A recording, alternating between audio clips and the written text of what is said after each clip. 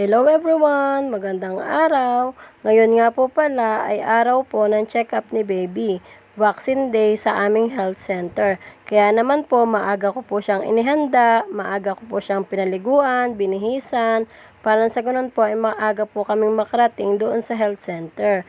At ayan po, proud na proud po akong ipapakita sa inyo, napakalinis at napaka-cute ng aming little baby, Baby Aki. At syempre, bilang isang mami, naghanda na rin po ako. Kaya eto, yan, fresh and good.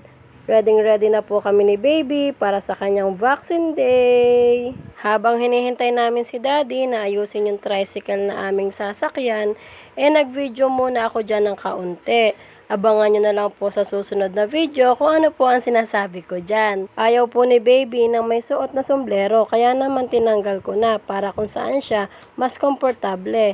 At eto, nakita kami ng aming Kuya Eloy na kumukuha ng video, kaya naman pasilip-silip na naman siya. Kapag nakikita po ako ng mga bata na nagvi-video, gusto po lagi nila sila ay kasama, kaya pagpasensyahan nyo na po kung bigla-bigla silang sumisilip sa mga video ko. Tinawag na nga ako ni daddy dahil okay na daw yung tricycle. Syempre, hindi tayo papayag na hindi makukuhanan yung pagsakay namin sa tricycle. Dahil nga walang masyadong marunong sa amin sa pagkuha ng video, kaya naman eto ako bilang nangangarap maging content creator, talagang sipag at tiyaga para ma-videohan ang sarili. At eto nga, sasakay na kami ni baby sa tricycle, si daddy ang aming driver. Kasabay naming magpapa-check up yung baby sa aming kapitbahay, si baby Kiona. Hi sa'yo, baby Kiona! At eto po, papunta na po kami sa aming health center, dito po sa aming barangay. Malapit lang din naman po ito sa aming bahay, kaya naman mabilis lang din po kaming nakarating. At yan, nandito na po kami sa aming health center. Hindi ko na nga po na-videohan yung mismong pagpasok namin.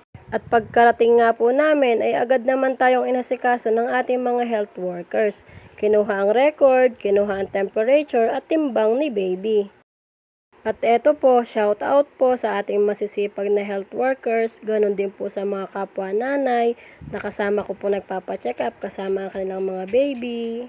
Tuwang-tuwa nga po ako dahil ang laki po ng itinaas ng timbang ni baby. From 4.3 last month naging 5.4 na po siya ngayon.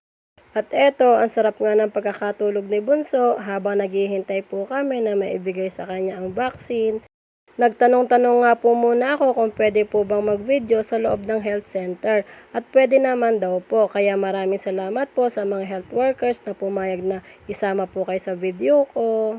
Hindi ko na nga po pala kinuhanan yung mismong pagbibigay ng vaccine kay baby. Siyempre, mas priority po natin na hawakan ng ating sanggol. At eto po, tapos na po si Bunso bigyan ng vaccine dyan. Buti na lang po at hindi siya masyadong umiyak.